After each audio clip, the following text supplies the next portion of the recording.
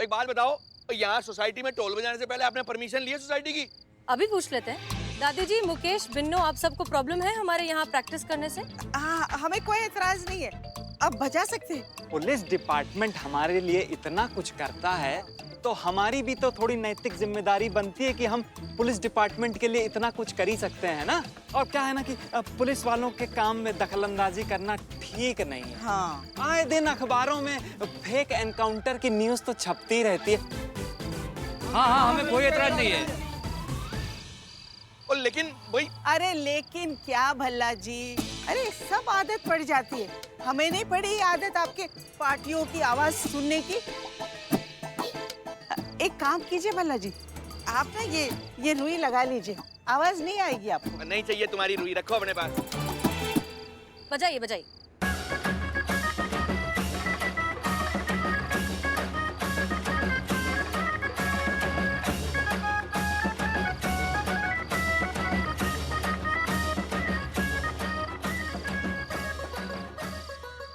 Madam जी, मौके की नजाकत देखते हुए आपने जैसे कहा था हमने वैसे किया, लेकिन अब समझ में नहीं आ रहा कि आगे क्या होने वाला है। मैडम, हमने तो आपको यहाँ शोर कम करने के लिए बुलाया था। देखिए, माफ कीजिएगा लेकिन आपने तो शोर ही शोर मचा दिया। देखिए, आप प्लीज हमारी बात पर भरोसा रखिए। हम ये जो कुछ भी कर रहे हैं इस प्रॉब्लम का परमानेंट सोल्यूशन निकालने के लिए कर रहे हैं। सो प्लीज प्लान में हमारा साथ दीजिए। बस बहुत जल्दी ये सब कुछ खत्म हो जाएगा, प्लीज। हमें आप पे पूरा भरोसा है। आप में कुछ ऐसा है कि आप पे भरोसा करने का मन करता है। बिलौटे, रे हंस काहे रहा है रे? तुम हंस काहे रहा है? कैसे रे तुम? मैं रो रहा हूँ। इतने दिनों के बाद गल्ले पे बैठा हूँ, शटर खोल रहा हूँ, चोरी करने जा रहा हूँ। बस हमको फिक्र इसी बात का कि इतना सेंटी होने के बाद तुम काम ठीक से कर पाएगा कि नहीं। मैडम सर का प्लान याद है ना? क्या था प्लान? प्लान याद है। जैसे मैं ऊपर जाऊंगा 3 बार टॉर्च का ऐसा इशारा दूंगा, टक टक टक टक, फिर तुम ऊपर आ जाओगी। शाबाश बिलौटे, घटिया, थर्ड क्लास, वाहियात, दुनिया वाहियात है बिलौटे। हाँ हाँ, तुम बहुत हुनरमंद इंसान हो बे, तुम्हारे टैलेंट का कदर नहीं करती है दुनिया। जाओ बिलौटे, ऑल द बेस्ट है। पीछे भाव, ऑल द बेस्ट। क्या हुआ रे? कैसे ऑल द बेस्ट? चाकू चुबा ना पीछे। ठीक, जा बिलौटे, जा। हेलो, मैं आ रहा हूँ।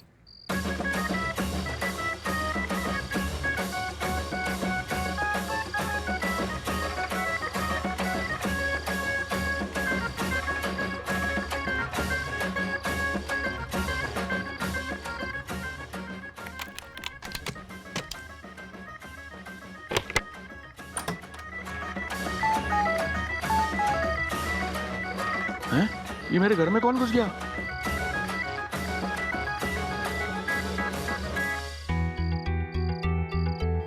ओके, अब सब लोग हमारी बात ध्यान से सुनिए। बिल्लू ऊपर से जो है हमें सिग्नल देगा। वो 3 बार टॉर्च को ऑन ऑफ करेगा। ये इस बात का संकेत है कि अब हमें ऊपर जाना चाहिए। जैसे ही 3 बार ऑन ऑफ होगा हम ऊपर जाएंगे। Clear madam sir. चीते, जोरों शोरों से बजाओ। हाँ। जोरों शोरों से।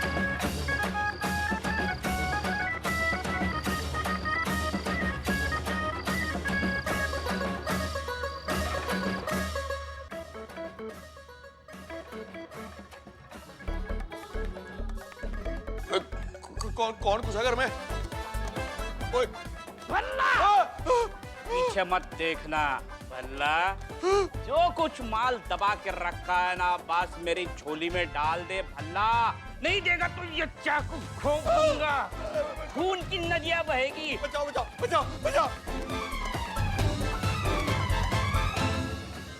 मैं भी पुलिस को फोन लगाता हूँ। लगा। मोबाइल इधर दे, नहीं तो गर्दन अलग हो जाएगी तुम्हारी, समझे? अब बुला पुलिस को। जितना तुम्हारे अंदर दम है ना, चिल्ला। चोर, कोई बचाओ, चोर घुसा है घर में। चोर! मैं भी तुम्हारी हेल्प करता हूँ। चोर। सुना? तेरी आवाज कोई नहीं सुनेगा। I don't think it is sure, क्योंकि नीचे बहुत शोर है। अभी ये देख, चाकू घुसा डालूंगा। सामान निकाल। मैडम सर 2 सिग्नल आ चुका है। ओके, दूसरा सिग्नल आ गया है। एक बार और जब बिल्लू टॉर्च को ऑन ऑफ करेगा तो हम ऊपर जाएंगे। क्लियर? ओके। तैयार रहना सब लोग। ओए कुछ नहीं है मेरे पास देने को। चोर कोई बचाओ, कोई है, कोई सुन रहा है? माल निकाल भल्ला।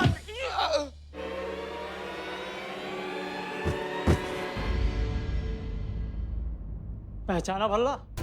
भाई कहीं देखा देखा लग रहा है यार तू। और तेरी वजह से मेरे निर्दोष बेटे को सजा हुई है। पूरी जिंदगी बर्बाद करके रख दी है तूने मेरे बेटे की। भाई भाई भाई माफ कर दे भाई। तुझे अपनी जान देकर मेरे बेटे की बर्बादी का बदला चुकाना होगा। अरे छोड़ दे भाई, भाई भाई प्लीज। अरे दरिंदर दरिंदर दरिंदर मुझे माफ कर दे। मेरा गाना बंद करो, दूसरा गाना बजा। हमको डांस करना है रे।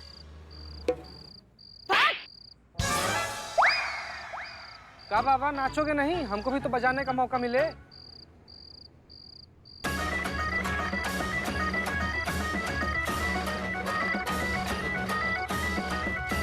मैडम, वो देखो वहाँ क्या हो रहा है।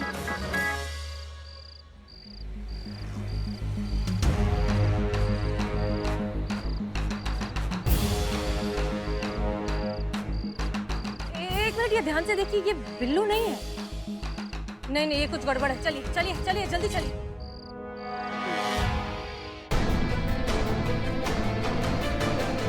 रुको रुको, छोड़ो छोड़ो छोड़ो छोड़ो, रुक जाइए। शांति शांति, रुक जाइए। बिल्लू जी, बिल्लू जी मरा या जिंदा है? जिंदा है।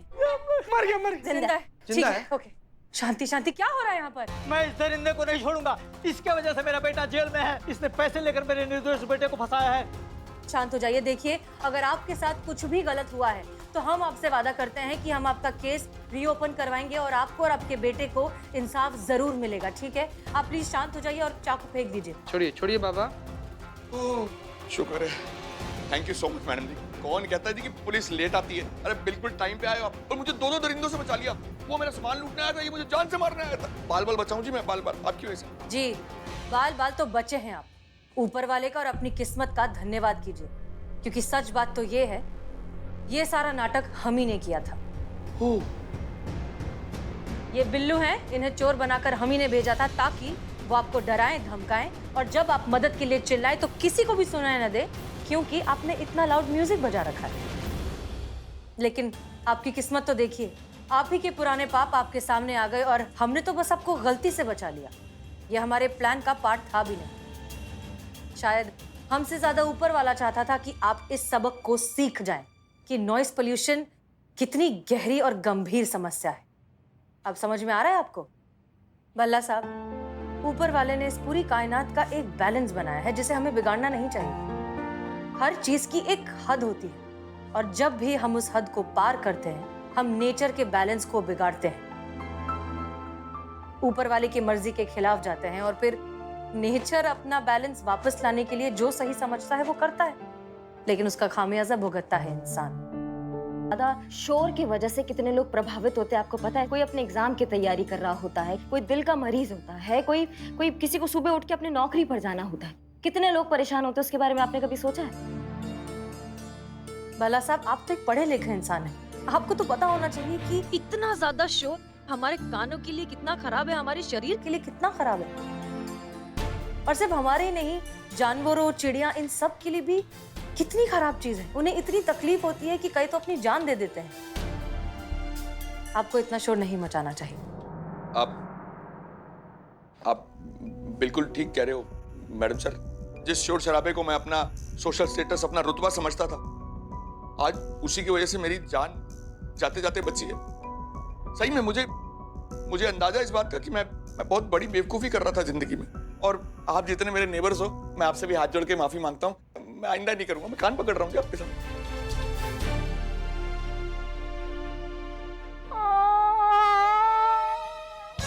मुझे किसने मारा? पीछे से किसने मारा? भल्ला बुरा होगा तेरा। किसने मारा? किसने मारा? मैडम, मेरा एफआईआर लिख लो। लिखा गया एफआईआर। रहो खड़ा चुपचाप। भला साहब, एक और बात, आपने इनके साथ जो गलत किया है उसे भी सही कीजिए और इस केस को रीओपन कीजिए। बिल्कुल जी, मैं वादा करता हूँ कि मैं इनकी पूरी पूरी मदद करूंगा और जो भी गलती मेरे से हुई है मैं उसे पूरा पूरा सुधारूंगा जी। सीता ले जाओ इन्हें। चलिए चलिए चाचा, हो गया बस, आई आई। चलिए चलो बिल्ले।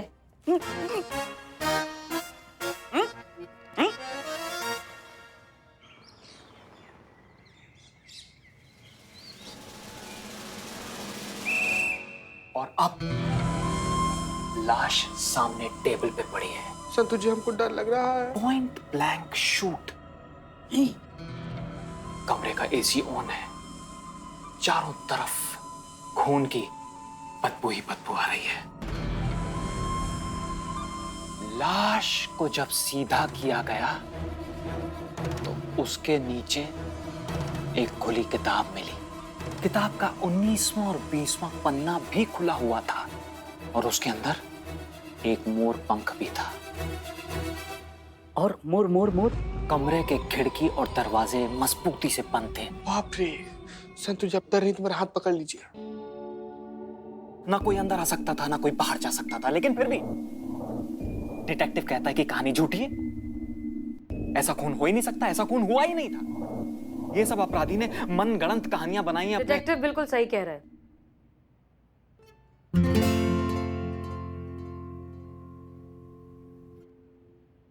और आप ये कैसे कह सकती हैं मैडम?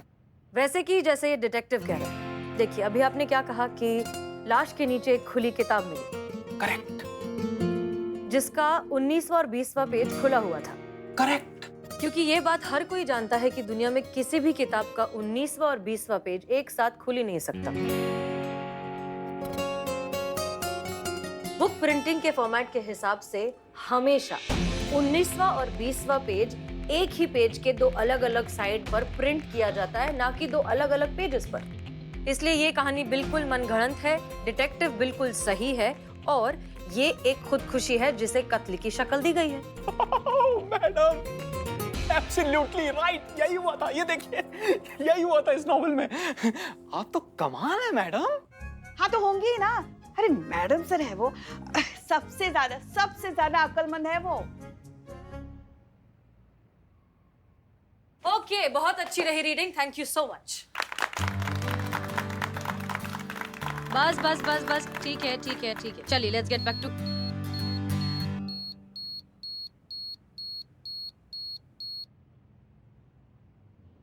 मैडम सर, हमारे पिताजी कहते थे कि सबक वही जिसका शुरुआत खुद से हो।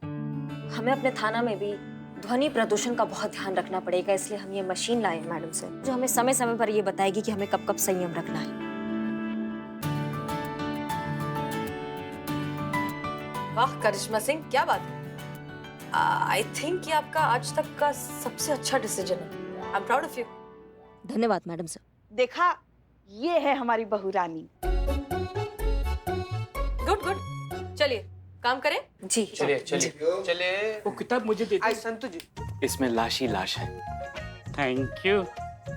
ओहो, 19वां 20वां पेज कहाँ?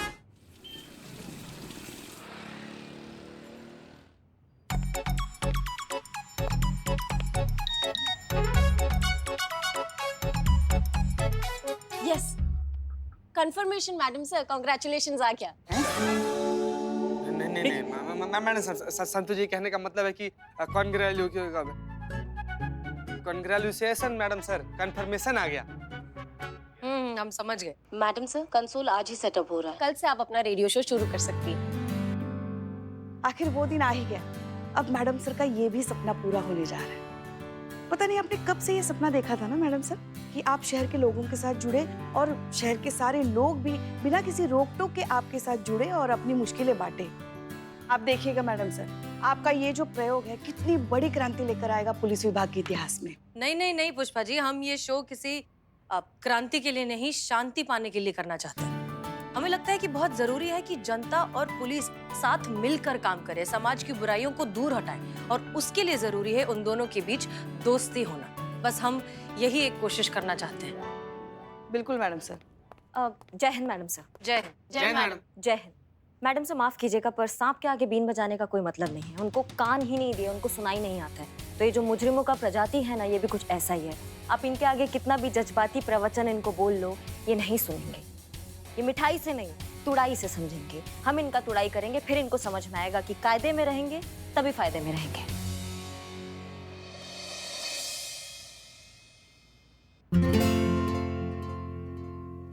अरे वाह करिश्मा सिंह, हम इस प्रोग्राम के लिए एक नाम सोच रहे थे और आपने तो हमें नाम बता दिया।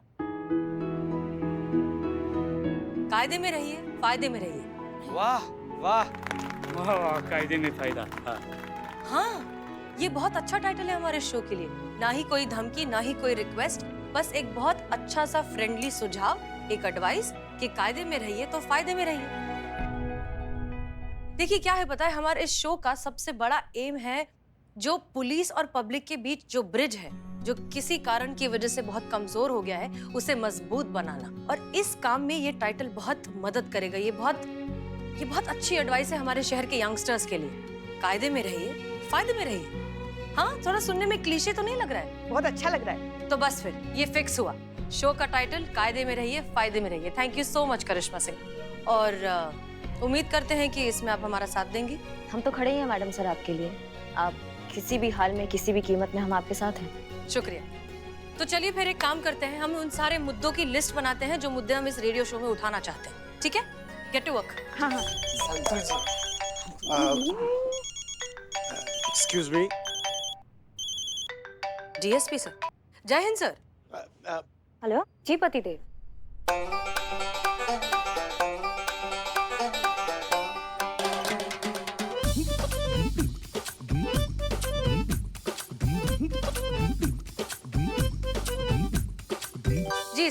जी सर, बिल्कुल हो जाएगा। बहुत बहुत शुक्रिया। जय हिंद।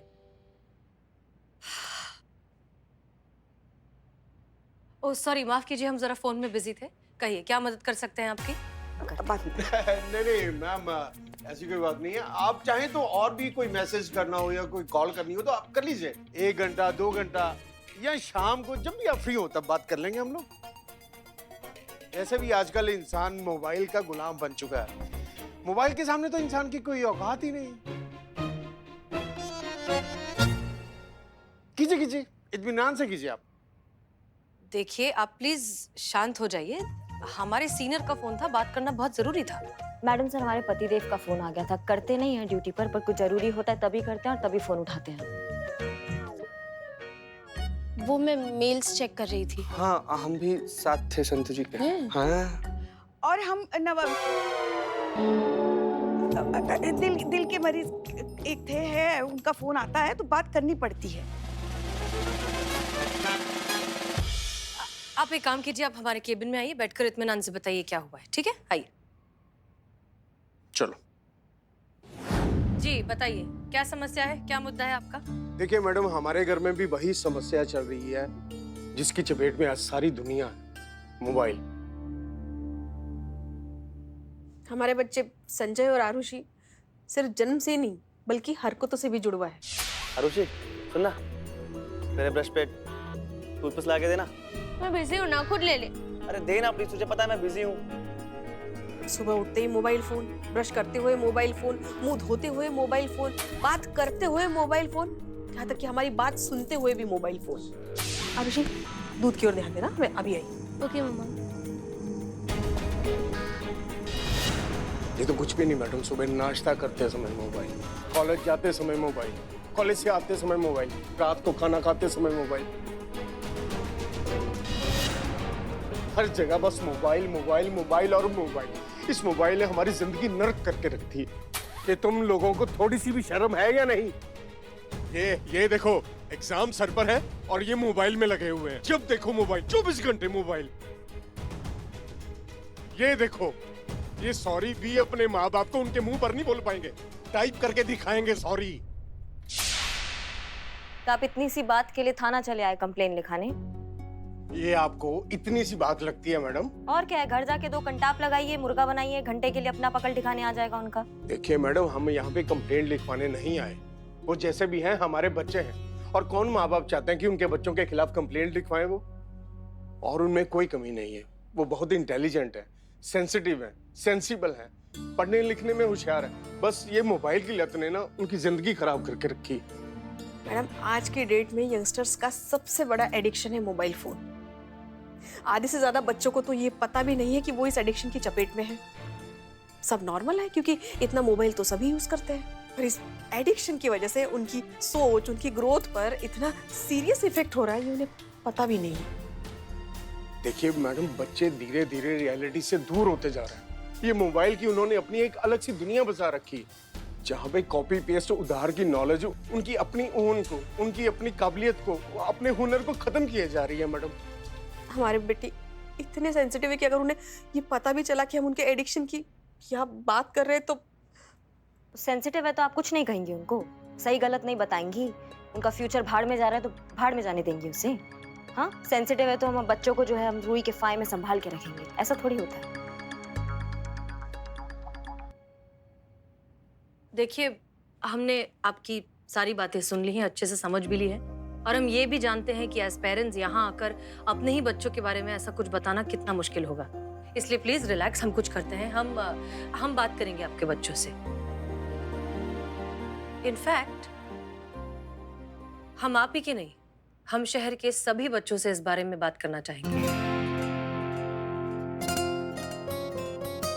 अपने रेडियो शो के जरिए